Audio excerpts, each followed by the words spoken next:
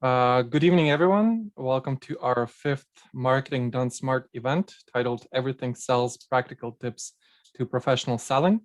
My name is Vlad, and tonight we have a very special guest, Mr. Joe Daly. Before we start, I would just like to let everyone know that this event is being recorded and you will have access to this recording in the coming days. It will be posted on our social media. To those of you who are new to the Marketing Done Smart events, I would like just briefly introduce you to what exactly Marketing Done Smart webinar series is envisioned to become. So as part of the South East Marketing Forum initiative, Marketing Done Smart aims to become an educational and support-focused platform where startups, micro businesses, and even SMEs can learn about the latest developments in the field of marketing and gain some valuable insights which can be applied to their business. We are planning to hold webinar events on a monthly basis, and so far we've stuck to that plan. And we have a variety of speakers from a wide range of industries. Our next event is planned to be held in May, so please keep an eye out on our social media and Eventbrite. Today's event will provide valuable insights on the latest sales techniques, network building, customer relationship management, and lead generation, as well as how to best address the pains and needs of your customers in order to build a healthy client base for your business. There will be a Q&A as usual at the end, so please feel free to stay after the presentation to ask your questions. You can type them in the chat box during the presentation, and we will try our best to answer them. It's worth mentioning that tonight's event, as all the past events, is being hosted by RIKON, who provide business support in the fields of business modeling, customer interface, process optimization, and technical optimization. Our services are available through the Innovation Voucher Fund, which provides companies with a €5,000 worth of research funding. Details on how you can apply for funding and what RIKON can do for your business will be provided to all of you by email following this event. Without further ado, I would just like to introduce you to our special guest tonight, Joe Daly, a lecturer at WAT, and he has vast experience in marketing, management, and sales. So, Joe, you're free to take it away. Thanks very much. I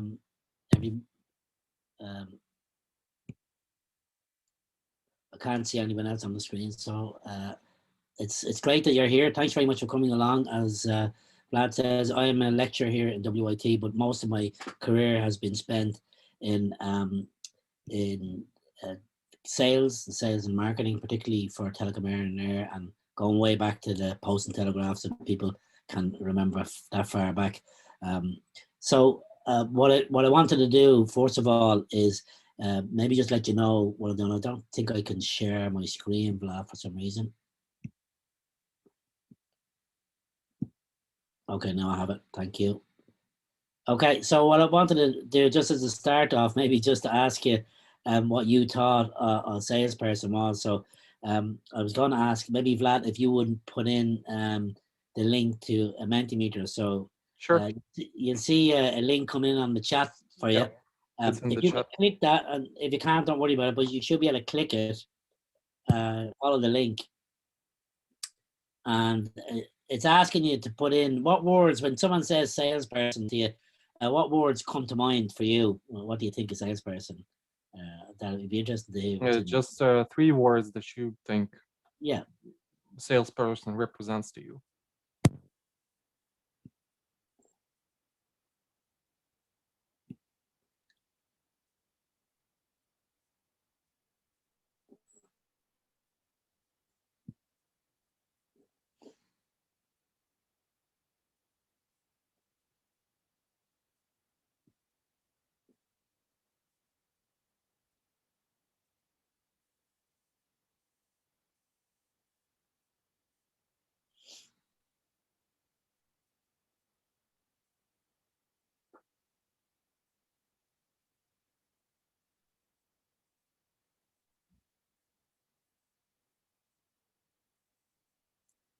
Some interesting words there already. There's a plumosser. Is that plumos? I'm not sure if that's spelled correctly now, to be honest, but there you go. I think Vlad had put in sleazy for some people say friendly, could be representative, charming, a lawyer, maybe somebody with a bit of patter, maybe pushy, which is quite often done, match their needs. So you can see the sort of words that a lot of people. So chancer is an interesting chancer. That's dodgy.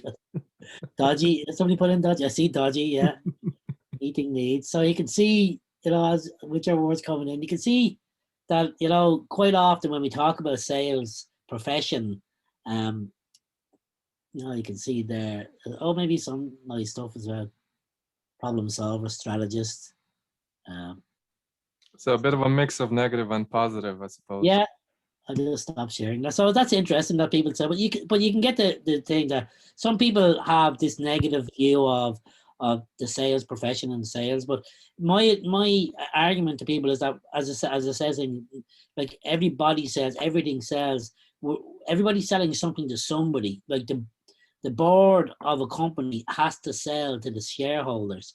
The CEO has to sell the concepts and the strategy to the board, and so on and so on. Even for managers, to try and get people to do stuff, they have to sell the reasons for doing it, and so everybody has some aspect of trying to persuade, and that is the issue.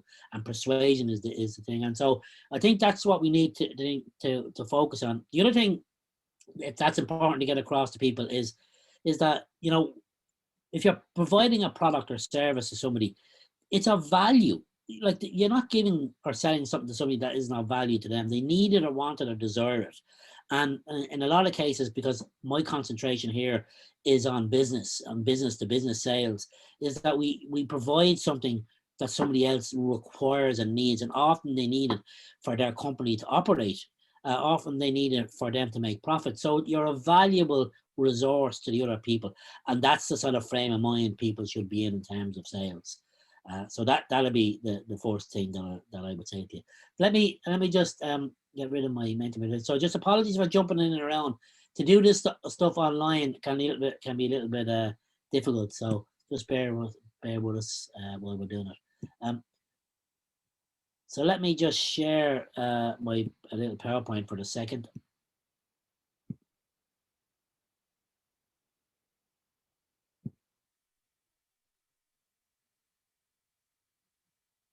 You can just confirm, Vlad, that you can just see one screen. Yeah, I see it. That's great. So look, today that was the Mentimeter.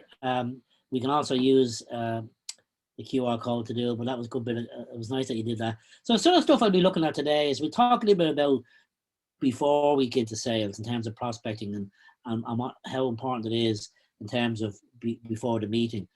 I want to concentrate a little bit today on personality because we only have a short time. So let's pick one area. I want to talk to you about personality and how important that is to make us more successful in terms of on our sales. A little bit about the importance of questioning strategy, and I use the word probing there to try and keep it as a P. But the importance of the questioning strategy now in the modern sales environment. And we'll talk a little bit about pain. The Americans talk about that need aspect of being pain. So let's have a bit of fun with that. I'll talk to you about the importance of knowing what it is that the client is feeling at the time. And then I want to show you that in terms of pricing, then if we do it right up to then, price doesn't really matter at that stage. But they're the sort of things that I wanted to do today. I'm just going to stop sharing for a second. So in terms of preparation, and again, when I'm talking to my students as well, and we're looking at it's so important that we're able to prepare before we start, looking at and dealing with clients. The first thing is, how do we go about getting them? And I know when I was in my sales days and we're trying to get new clients and new customers, the idea of prospecting was horrible. The whole idea of having to make cold calls. And over time, I realized that what we need to do is to make that difficult cold calling aspect of it easier. And the way you do that is to build up your network. And by building up your network and going outside your own comfort zone, it's really, really important. So don't stay within your own industry, meet other people.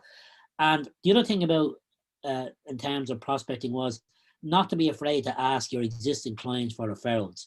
It's so important. And we're often afraid to do that. You think, oh, we'll have to get in the sale now, I won't push it. But people who buy from you, have committed to you, will be very happy to refer you. And that is another area that is really, really important. And that reduces the emphasis on this idea of cold calling. From my own experience, I always did my prospecting on a Tuesday morning. That might sound a bit crazy that you'll pick a day, but I always found that, Monday was a day that people were trying to plan their week and catch up from stuff that they didn't do the week before. That Monday was one of those, but Tuesday was one of those. Everyone had their ducks in a row already, and they'd often take a call because they knew they had whatever time they had in, and I found that was a really good time to do it. And so for me, it was most successful.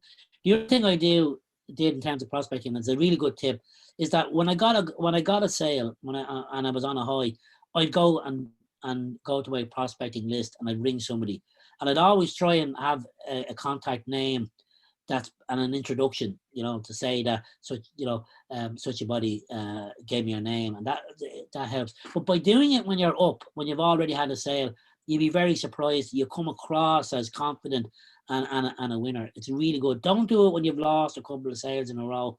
That's not the time to do your prospecting. So that just basically, that's a little bit of a tip that I found was really, really good.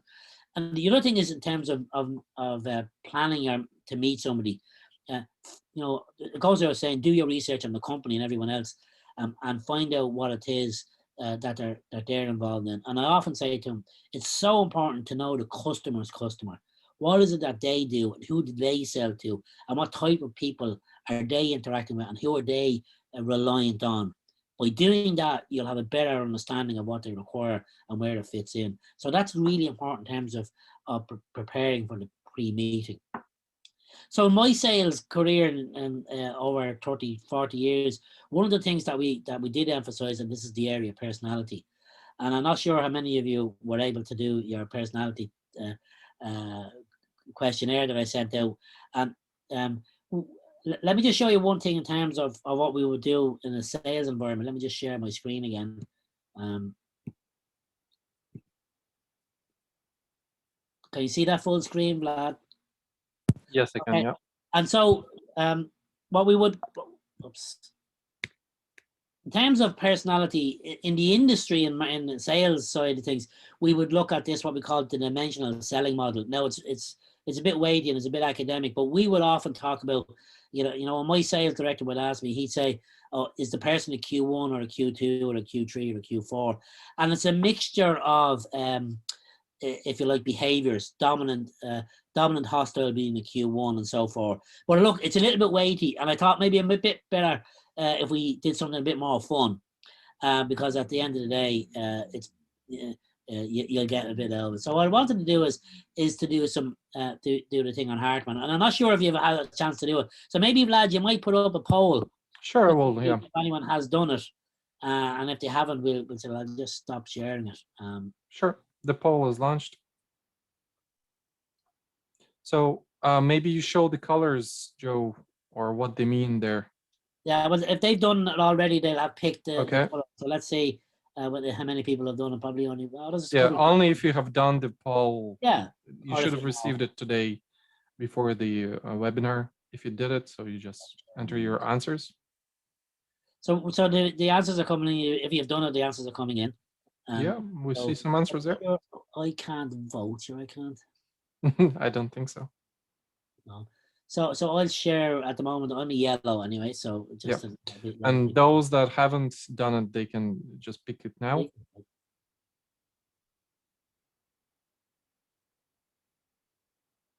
That's interesting, Vlad. I thought to be more yellows. We just have another couple of seconds to go. So half the people have done it. So that's interesting. Yeah, so you can share that now. Sure.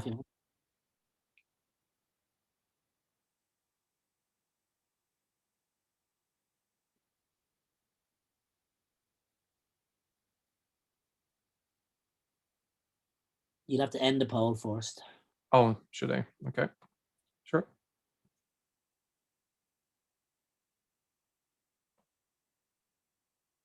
Okay, so there's the sharing of it. You can all see it. So we have quite a number of people who are red and blue, so no yellows in the room. That's disappointing. Yep, I can relaunch the poll if you want. Yeah, no, it's okay. That's fine. It's just a way of seeing how what ones we need to concentrate on. So that's interesting that you have somehow have done that. So what I'm proposing to do is let's have a quick look at personality. The reason I'm going to look at it is because I found, certainly in my early days, that not understanding why people behaved in a certain way caused me a lot of stress. And I lost a lot of sales because I wouldn't interact with some of the different personality types. So the Hartman one is a bit of fun. It's an internet-based one. There are 16 different personality types, allegedly, if we look at organizational behavior, which I've studied. But really, it's very hard to cope with that. So a lot of people use the colors in some form. And this is what, so maybe if I go through that, and maybe you might see yourselves in this. It'll be interesting to see if you actually agree with it. So let me share my screen again.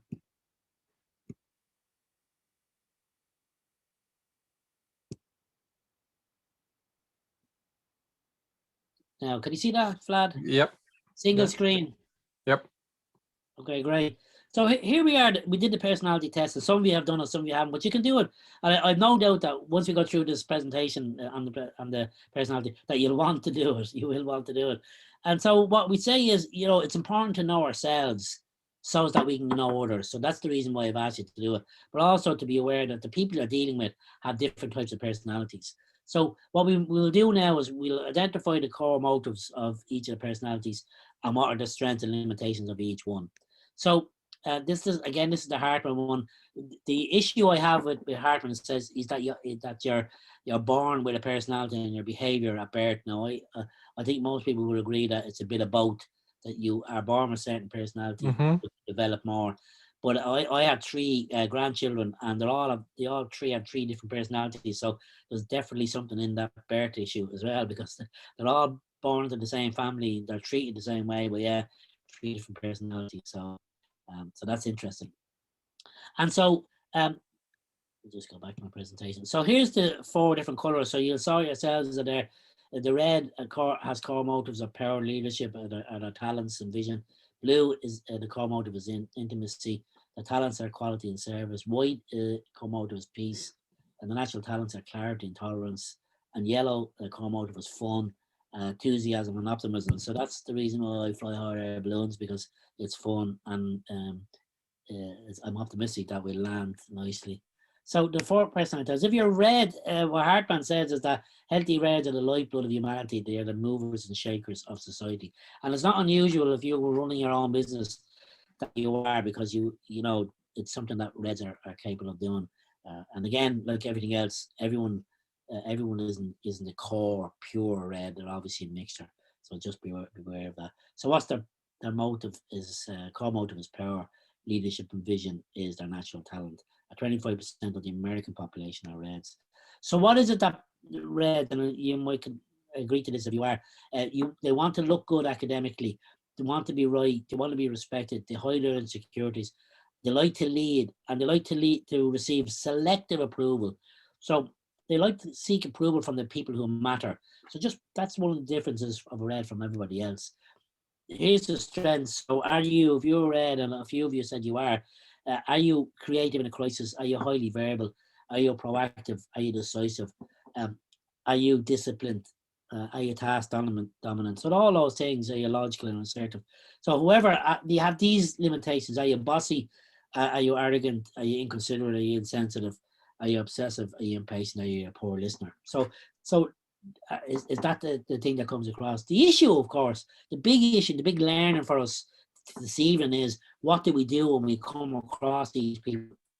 And in terms of red, what we need to do is present the facts and figures, be direct and brief and specific, present stuff logically, emphasize the productivity and efficiency, articulate your feelings clearly, because they don't see them, they don't pick up on them, support their leadership instincts, and support their correct decisions. And what you don't do is don't embarrass them in front of others, because they do want to look good. Don't argue from an emotional perspective, because they look at things logically.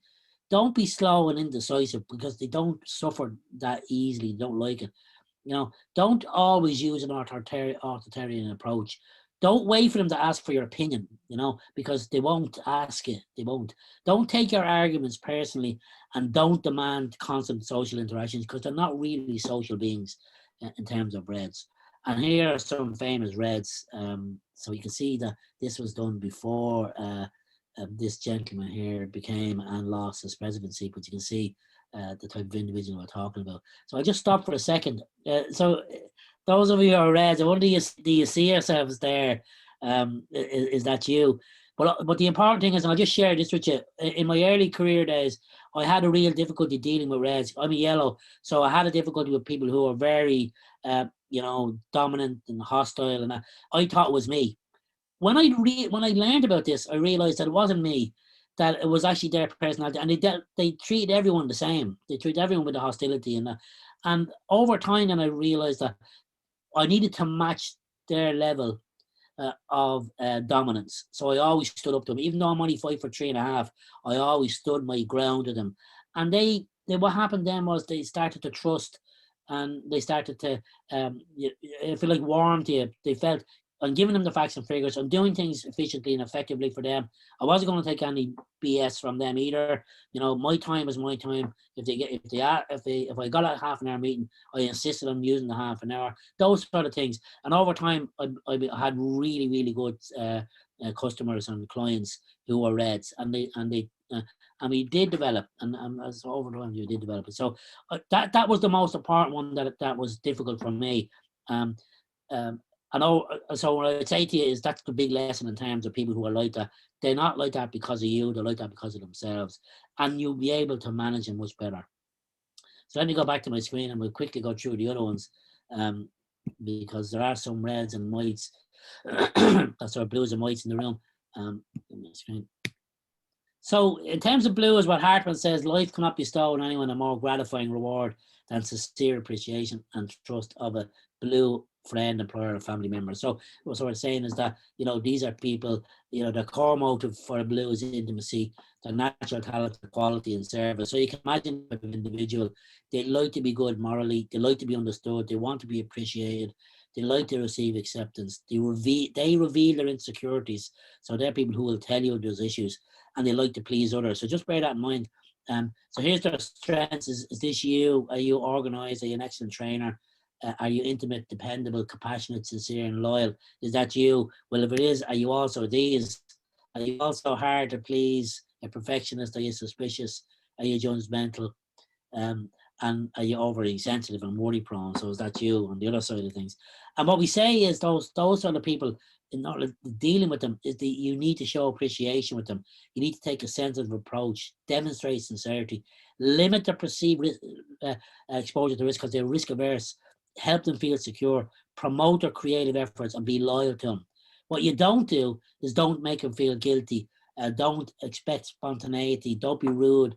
Don't promote too much change. Again, change averse. Don't expect them to forgive quickly. So they're the sort of things that you don't do. And here's some famous blue personalities. Again, I'll just stop my screen. And so for me, the lesson for me learning about these type of people, thinking that people were holding back a little bit, not being so spontaneous, afraid to take a risk, hard for them to make a decision, is again, it's not you that's doing it. It's not your presentation, it's not your product, it's that they just are very slow to move. And the lesson for me was it takes time for people to do and make a decision. So it takes time for people, and you need to be aware that you need to make that time. It might be more than one meeting. It might be more than two meetings, but that's the lesson, is to allow for them to become less risk averse, to be open to change, and for you to build a relationship with them. And that's the big issue. And it's the big learning for me in terms of a blue. And whites are similar, and I'll show you that now.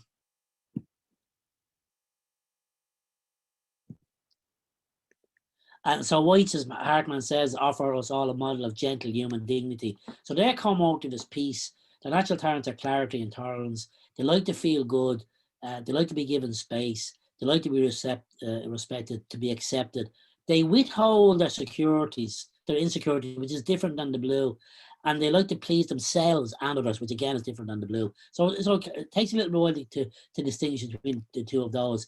So the white strengths, and it's this you, they're agreeable, calm, easygoing, adaptable, good listeners. They're liked by others, considered, diplomatic, kind, and patient. Is that you? If you're accepting all the strengths, then what about the limitations? Do you avoid conflict? Are you lazy, uninvolved, silently stubborn? Do you resent pressure, indifferent, timid, indecisive? So is that your personality? And so what the things you do in terms of whites is accept that they're individuals, react gently, create informal, relaxed settings, show patience, don't rush them, look for non-verbal clues because they do hide their feelings, and hear them out, listen quietly and carefully. So that's really, really important. What you don't do is don't be cruel or insensitive. Don't overwhelm them with too much. Don't force confrontation. Don't force immediate verbal expression. Don't expect them to need too much social interaction. And so that's important for them. There's some of the famous... Do you want to share the screen, Joe? Sorry, you're not sharing. I'm sorry, I'm not sharing the screen? No, you're not. Sorry about that. Okay, do you see the screen now, Vlad? Yep. Okay, so there's the white. Sorry about that. So what you do is, as I say, always react gently, show patience, look for non-verbal clues. What you don't do is don't be domineering, don't force confrontation. That's really important.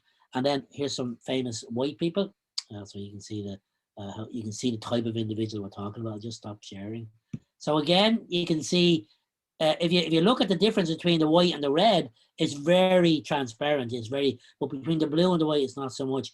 So again, you're looking at somebody who's not going to really get involved early on. They don't really like salespeople. They don't want to engage too much. So you're going to have to take time and build trust to allow them to do that. So that's really, really important. And again, they're interested in pleasing themselves and others. So there's a little bit of selfishness there as well. So think about that. What's in it for them as well as what's in it for others. So the whites are slightly different. But again, the same thing, I found that this type of person needs time to make the decisions. Again, I learned that it was better for me to present solutions in a slow, manner, not in a forceful way that I would do with a red. I'd give them information, let them mull over, and come back and build up the relations that way. So that was the key to the whites. So the final one is the yellows. Let me share my screen this time. I hope I'm sharing. It's fine. It works now. Yeah. Yeah. So in terms of the yellows, what Hartman says is happy is as happy does. Yellow people love themselves because they know exactly what they love to do and always find the time and the resources to do it. And so we have a few, I'm sure a few of those known is owning up to being yellow. So their core motive is fun. The natural talent is enthusiasm and optimism. In America, 20% of the population. So yellow needs and wants, they need to look good socially. They want to be praised and they want to gain general approval. Unlike a red who wants selective approval, the yellow wants to have approval from everybody, whereas the red wants it from particular people.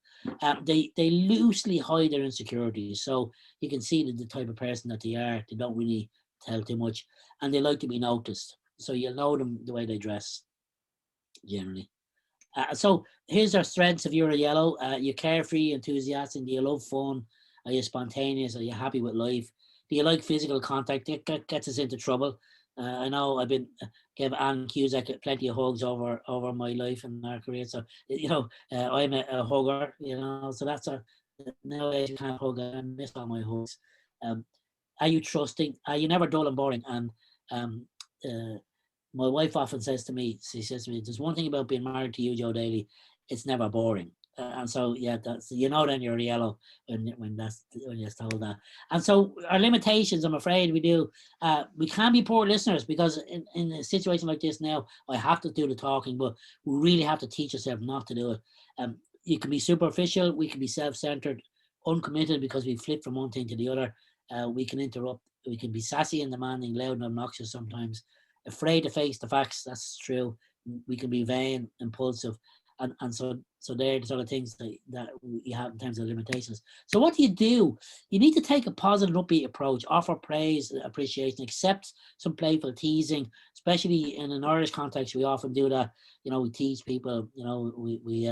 And that could be something you have to just be careful of. Encourage them to enjoy their work. Encourage their verbal self-expression. Reinforce trust, approach, physical gestures, again, physical, and value the social interaction, because yellows want social interaction. So that's an important. So what you don't be serious in the criticism. Don't ignore them. Don't forget that they also have their down times. Don't attack their sensitivity or be unforgiving. Don't totally control their schedule, their time. And I often say that to my students. It's quite difficult for me to tell students what I'm exactly going to do, because I sometimes make it up. You cover it, but it's just that's a yellow trait. And don't give them too much rope; they might hang themselves. And they used to call me Teflon Man when I worked in Aircom and Telecom, because I did so many crazy things and I still got away with stuff. So just be careful. And so who are they? So you can see quite a lot of comedians would be yellow. So I just stopped my sharing. So it's interesting, isn't it? Now the difficulty, you say this is a great person to deal with, great person to sell to. Unfortunately, it isn't, because the person that you're dealing with there, they're so upbeat and so socially aware, is that they'll give you the false signals. So I had a guy who became a very good friend of mine, one of my clients. And I had to be very aware of when he said, "Oh, that you will definitely get that contract." I did a couple of times. Went out and booked holidays on the basis of him telling me I was going to get the contract, and I didn't get it. I was like, "Why did he tell me?" And of course, a yellow will be like that. They'll want that social interaction. They don't want to lose your friendship. They want to be social, and they'll keep it upbeat until someday you get a phone call from someone else in the organization giving you the bad news, because they won't give you the bad news. So you have to be really careful. You need to probe them. You need to ask them. You need to allow them to sort of be able to tell you bad news that it won't affect the relationship. So you need to build that up. You need to say, don't worry about that. Just let me know about it. If it's okay, there won't be any issues. So you need to have them so that they're not insecure about sharing information with you, because they hide their insecurities a little bit. So that's one of the things with the yellow. And so they're the yellow personalities. Excuse me. Vlad, how am I doing on time, Vlad? I might just go. Yeah, you're fine. Yeah, just yeah, sure. Yeah. So that's the thing with the personality types. Let me just. What did you think of that? Anyone maybe cut in? What do you think of those? I thought that was quite insightful, especially when you're dealing with different clients, and it might actually explain the different kind of types of behavior, because you might be saying the same kind of a message to all different clients, but you might be getting different reactions. So, and it's actually really good to bear that in mind, and people, and even apart from sales, and as I said to you from the very start, sometimes it's not about selling something. Maybe it's a concept or idea, or maybe it's people that work for you, or people who you work for, and you wonder, why is this interaction like this? The most important thing is to bear in mind that if somebody is a red, well, be as dominant as them. Don't overdo it, but you need to be as dominant as them. That's the main thing. Well, I have worked in sales as well, and like I actually even worked in door-to-door sales, and it's amazing, like the variety of responses you get from the same type of interaction. So yeah, this is kind of a scientific academic approach, I would say, but it explains it to some degree. And it really is down to you as an individual to sort of take that on board and say, well, okay, I know what this type of person is. In fact, I've seen a number of HR people, although it's frowned upon, use it in terms of how they deal with some of their, in terms of dealing with people in their organizations, as to how they approach them. And it is this idea that in some instances, some people need a little bit of time to engage with new ideas and come up with, agreeing to certain concepts. And in some cases, they want the information there and then, and you can cut through it. If it's a red, that's what you do. You can. Whereas if it's a yellow, they need that time. So I always remember that if I go into a yellow, I was talking to them, we'd often have the chit chat first. We talk about the rugby, we talk about the match, talk about the golf, we talk about whatever it is, even the family stuff. early on, and then we'll move to the business stuff. And over time, what happens is your clients become more pragmatic. They move away from their core sort of personality and they become more business-like. But over time, you need to work on that. But to be honest, it really makes the sales approach much less stressful to know that you can cope with different personalities. And if you're investing time in an individual because they're a blue or a white, you know the reason why. And, you can see that you're happy to do that. And also, to get the help of other people, to bring other people in and to bolster it. So knowing those different types of personalities is one of the key things that I've learned in terms of sales, and being able to cope with that. And over time, building up your ability to do it. So let me just get rid. I'm not going to go through the other ones, Vlad, because at this stage it's. I'll turn that off. The key thing about that is to also understand that we're not all pigeonholed into the one personality, that we have a variety of so people will have a mixture of one or the other, and sometimes people will move from one to the other.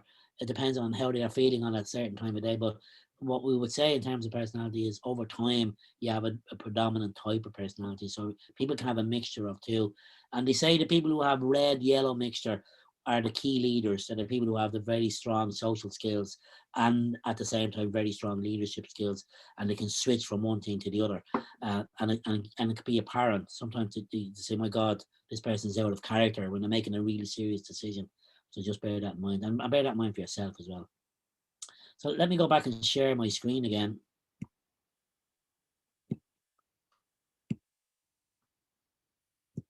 Can we see that, Vlad? Yep. Yes, we can. Okay, great. So the next thing I'm going to talk to you a little bit about is a thing called sold. And this is something I learned early on in my sales career, and I'll talk to you about each one as we look at it. But it's really, really important to understand that in a modern sales approach, and I'm going to stop my screen there.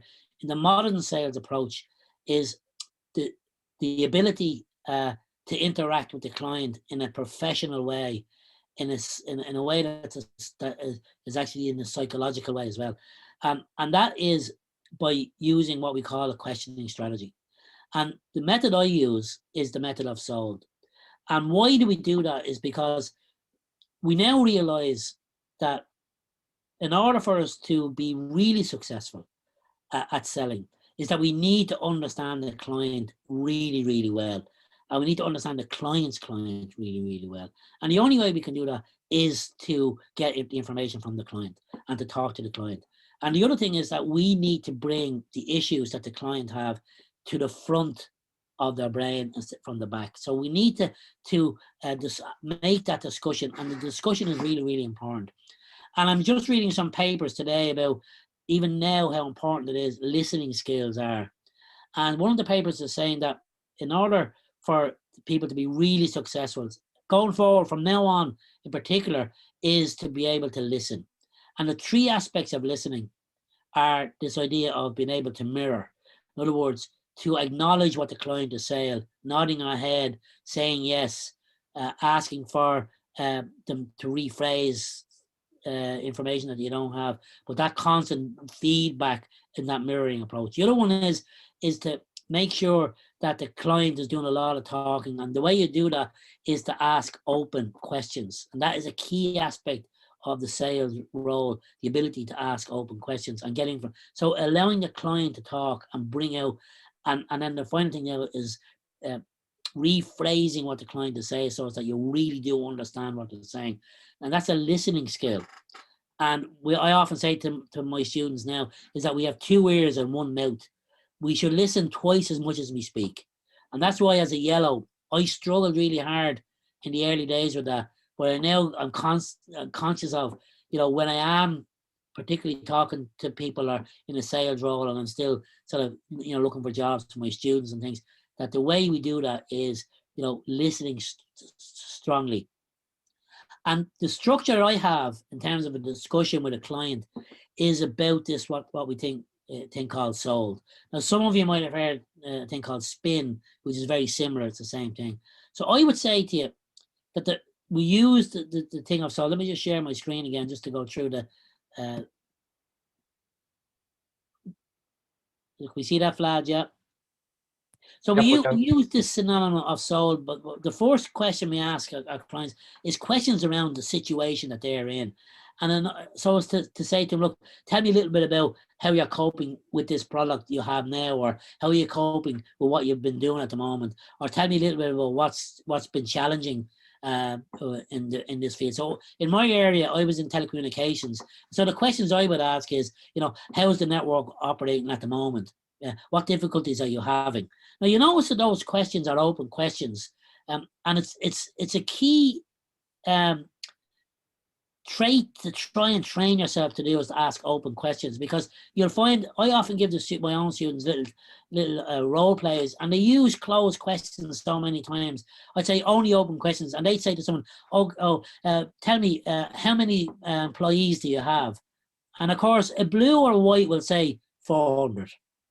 Or a red will just say 400. A yellow might expand.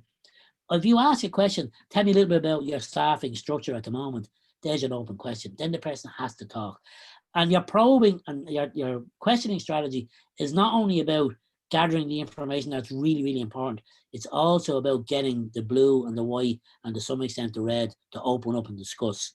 So it's a real key element of it. I can't stress how enough how important the questioning strategy is, to be genuinely interested in the client and what their business is about, instead of you talking about your business. The second one, because it's a structural thing I do, is talking about the objective from them. In other words, what's your future? Instead of saying how things are going now, what are you planning for the future? So for me, when I was selling telecommunications network, I might say, well, do you have future plans for your network? And what are they? And they would talk about they're going to build libraries, or they're going to build another building, or they're going to add on another floor to their building, or we're taking on new staff. And that's all about you identifying opportunities for you with the client. It's not you presenting anything to them.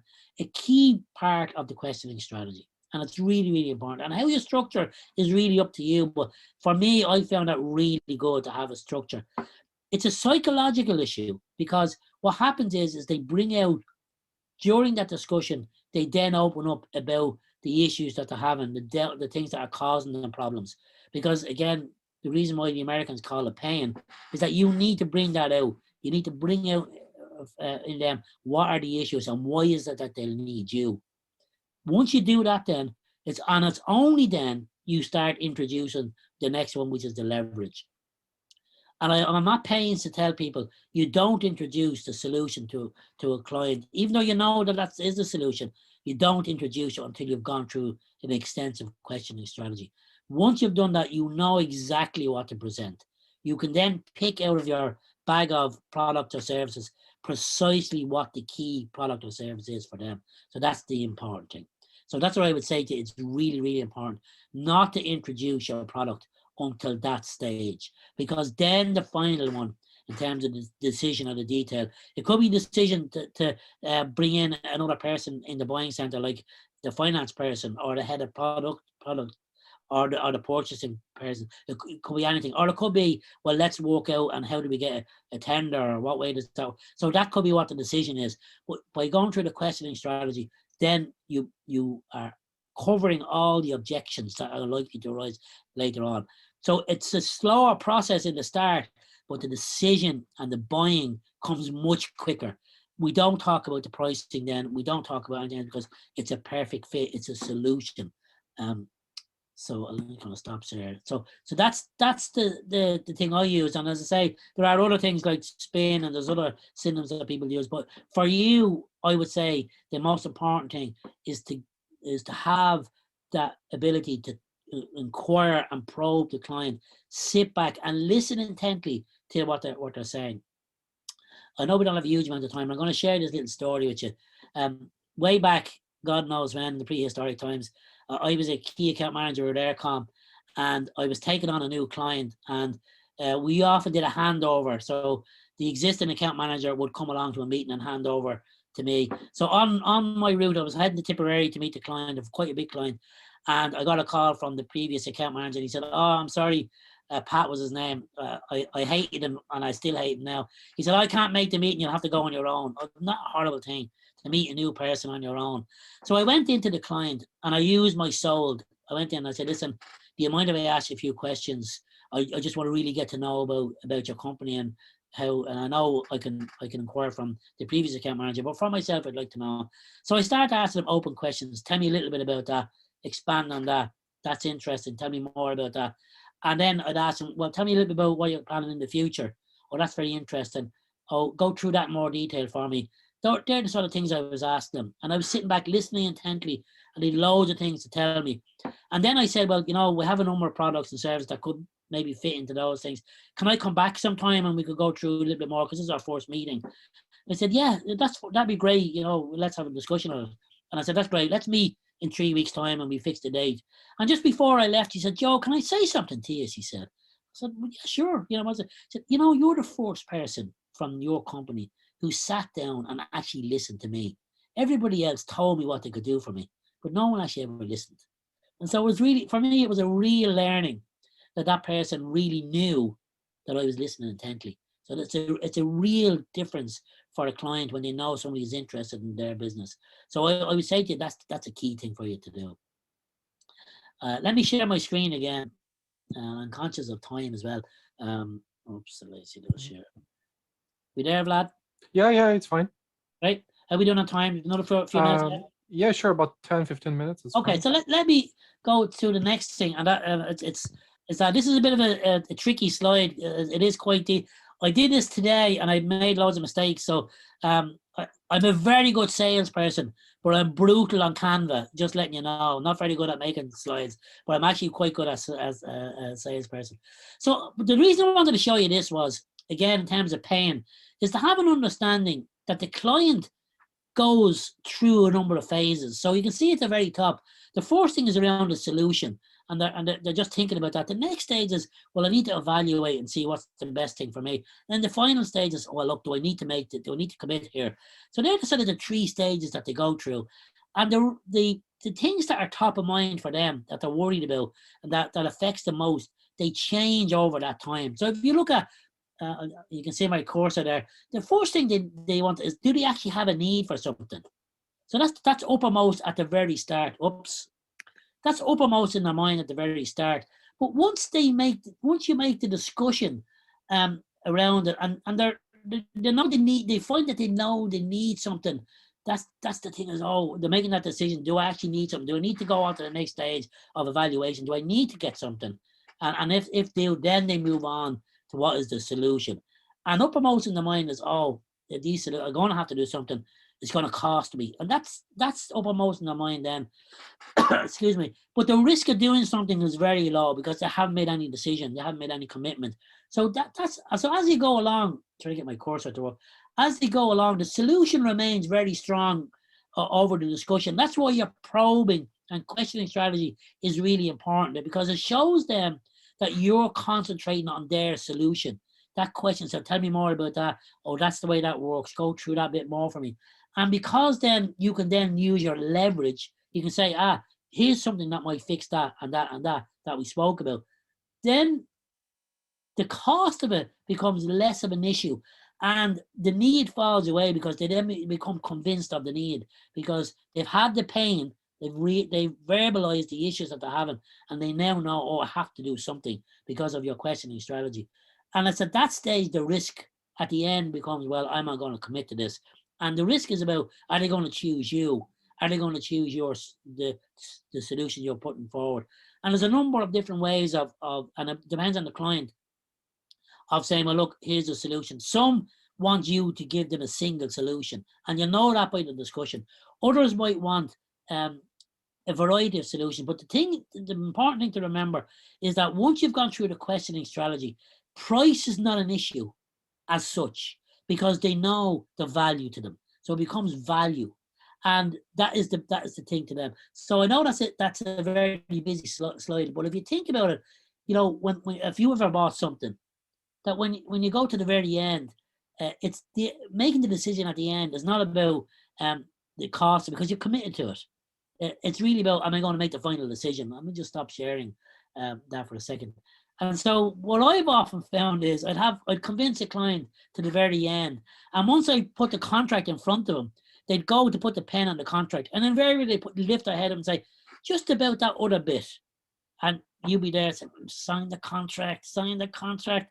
And in fact, what you need to do is, having done the questioning strategy, it's very simple to say, well, you said you had this problem, that problem. You know, we can fix that by doing that. Oh, yeah, okay. And then they sign. And that's really, really important. And it's very important for them to allow them to go to a bit. But the thing that you need to understand is it's not a time to negotiate. You've done all that. The questioning strategy allows you to give them a precise solution. And by having a precise solution, you can then command the value for it. And if they start saying to you, well, you know, I need to look at price, well, then you haven't done the proper questioning strategy. And that's what I'd say to you. My final words for you around price, and this is something I learned in my early days, was if you give in on something, the likelihood is, and Ann Cusack would have been doing this for years, is that they take more. And I often get the students to do something. I get them to get a cloth and I fill it with water. I get a tub, I fill it with water, and I tell the student, I want you to dry out that cloth. And they keep squeezing and squeezing. And I get the strongest person in the class to do it. And they squeeze and squeeze and squeeze. And I say, are you finished? No. And they keep going. And I say, and then they stop and they hand me the cloth. I say, why did you stop? I can't get any more of it. And it's exactly what happens with a client. If a client is like that and they ask you, oh, can I have a discount? And you say, oh, 2%. And can you give me delivery early? Okay, we deliver in 2 weeks' time. And can you invoice late? Okay, we'll give you 3 months. And they'll keep doing that until you say no. So you're better off saying no first, because then they stop doing it. And you know, you might say, oh, I'm not risk losing the sale.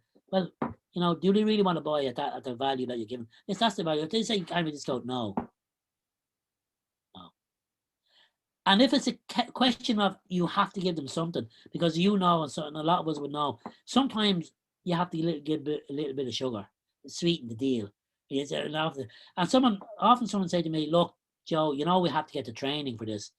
And I said, yeah, but the training is costly. Joe, we can't really do so. Can you not do something on the training? And the way to come back with that is, if I do something for you, will you do something for me? And often I would say to them, and it might be that in my gift to say, we'll give you, if I give you 2 weeks training, will you give me a referral? Or if I give you 2 weeks training, will you order double? And what it does, it stops them coming back looking for more and more and more, because if they ask you for more, they know you're going to ask them for more. So it's, if I give that, will you give me? That's a really, really great way to deal with somebody who's negotiating. And that'll be something you develop, but it's a really great way. And it comes back to the very first thing I said to you, referrals are so good. And sometimes that's the way to get your referral at the end. If somebody wants early delivery, somebody wants to say, well, look, will you give me a referral? Can you refer me to somebody else? Or will you give me a testimonial for my website? So that's the thing. That's as much as I can do in the time. Is there any questions that I need to cover? Have me look at the question. Yeah, we do have a few questions. Well, first question is, where selling situation does not allow for a long-term relationship, where can we get to know them, the customer? How do we determine quickly what color a client is? Because it's unlikely that we can get them to complete the Hartman questionnaire. Yeah, one of the things that we did it a lot was ask somebody that knows them. You know, one of the things we'd find out who sold to them before. Okay. And very quickly they can tell you. You know, if somebody said to you, you know, Joe Daly, what sort of person he is? You know, like I find that in college, my students, they plague me, the students. I know I'm a soft touch, you know, and I know someone has told them, oh, don't worry about Joe Daly. He's okay. He won't fail you. And so they know. And so that's one of the best ways to do it.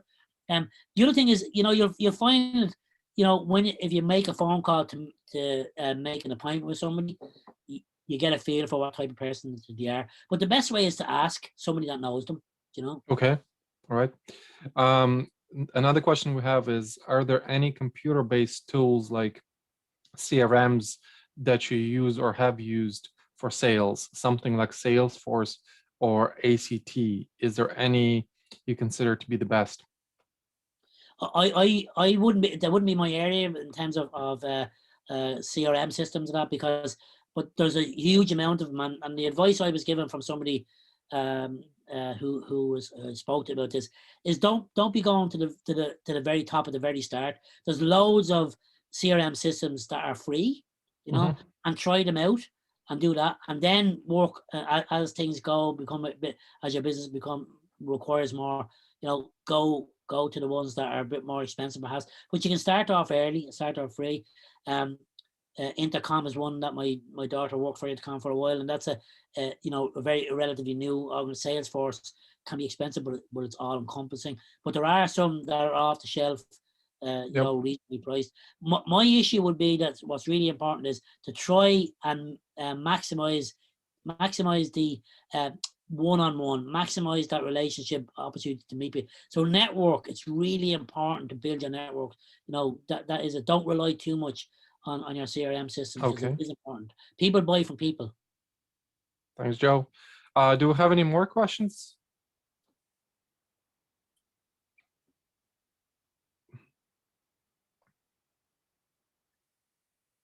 No other questions. Well, what I would say to you in part is that I've been looking at some stuff around COVID. One of the challenges that we've come across that we will have now is a lot of stuff is going to be online, and people are going to embrace it a bit more. So it's going to be a little more difficult. So you're going to have to engineer ways of meeting people, particularly your clients. So some of those things are to create events that aren't directly involved in your product or service, and that's one of the things you need to do in order to network with people. That's one of the things that's coming out of that. And the other thing that's coming out of it is the strong, is your ability to have a listening skill. That's really, and particularly if you have salespeople, if you're employing people, look at and watch out for their listening skills. It's really important in today's environment. Absolutely. We actually have a few more questions, Joe. What do you suggest for young people who want to start off with sales job? Which positions is the best for beginners? Well, the great thing I'd say, particularly in sales and marketing, is the ability for a young person to go through to be promoted. Like, they promote quite quickly.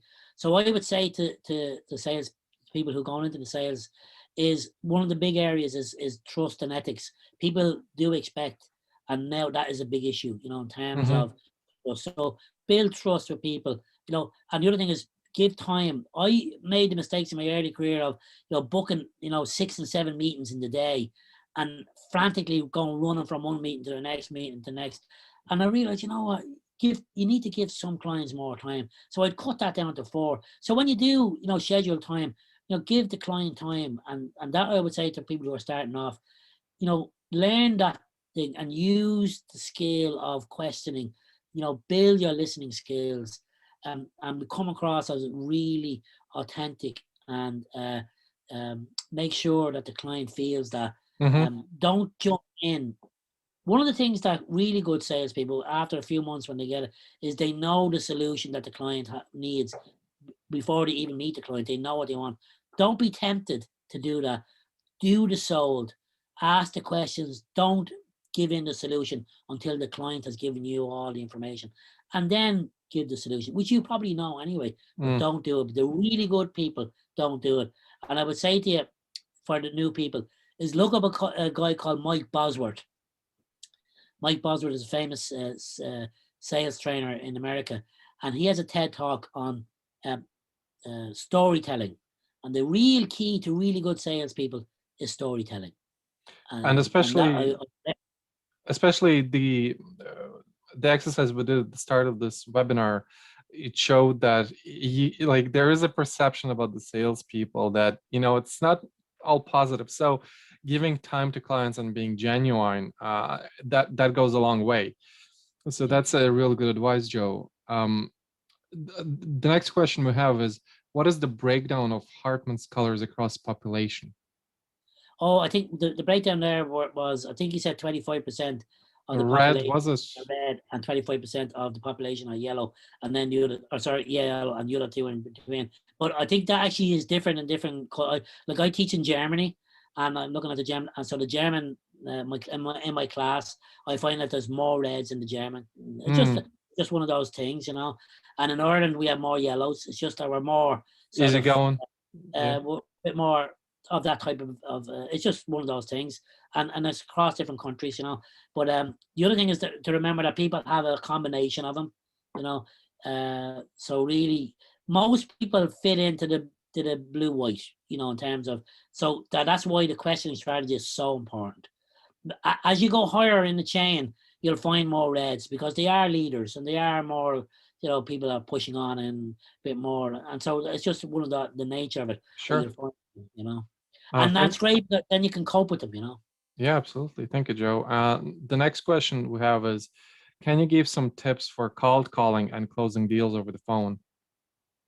Yeah, I would say in terms of cold calling is, if you can at all, try and get a warm introduction.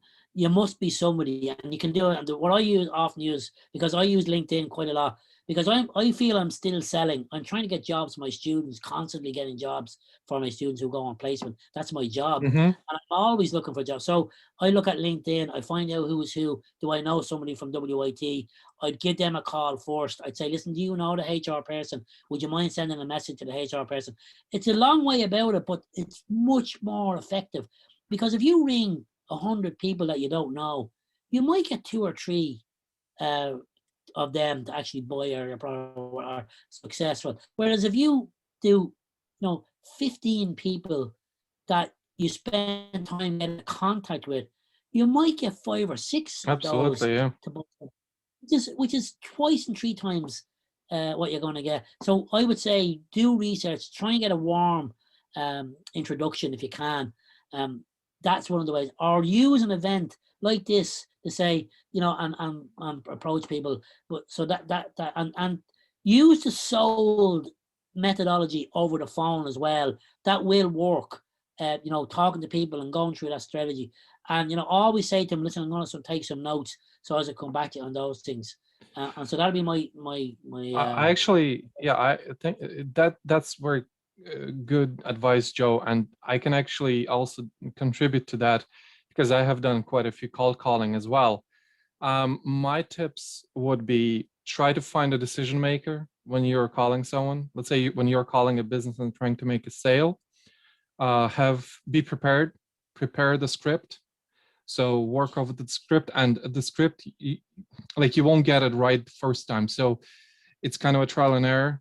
So when you're trying, oftentimes you're calling and you don't know who you should be talking to. So again, it's getting to the right person. So often cold calling involves also the kind of a combination of calling and emailing. So if you can't get to the right person, ask for the email, ask who would be the person to speak to, and send an email. Again, you should have a template for the email.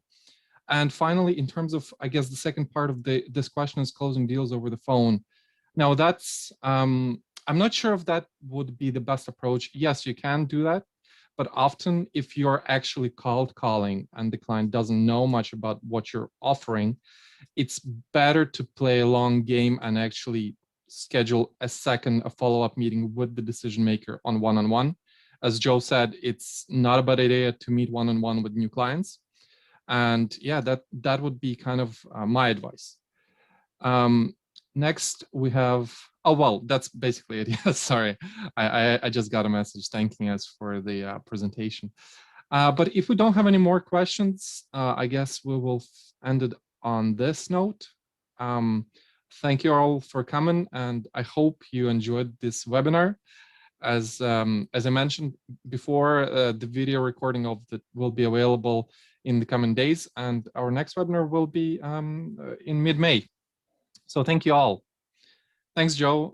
That was really helpful and very insightful. Hey, thanks everyone. And but if you want to just hook up on LinkedIn with me, if you need anything, that'll be I'm very happy to do that for you. Yep. And thanks for coming along. Thanks everyone. Have a nice evening. Goodbye.